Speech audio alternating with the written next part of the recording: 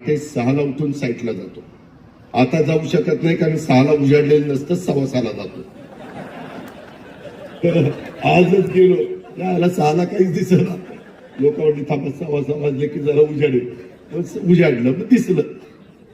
आता काय करायचं काय, उजेड पडल्याशिवाय तर दिसत नाही. माझे तुम्हाला सगळ्यांना सांगणं की मी आज तुम्हाला रहमतपूरमध्ये सांगतो, मी अर्थसंकल्प मार्चला सादर करीन आणि पुढच्या वर्षीच्या अर्थसंकल्पामध्ये साधारण कुठल्या घटकाला कर्जमाफी द्यायची शेतकऱ्यांना, ती कर्जमाफी पीक कर्जाच्या करता आम्ही देणार आहे. तुम्ही काळजी करू नका. परंतु ह्या वर्षी देता येत नाही, ती जूनमध्ये म्हणजे 30 जूनच्या आत देण्याचा निर्णय आम्ही घेतलेला आहे. नवीन वर्षामध्ये नवीन बजेट त्या ठिकाणी येणार.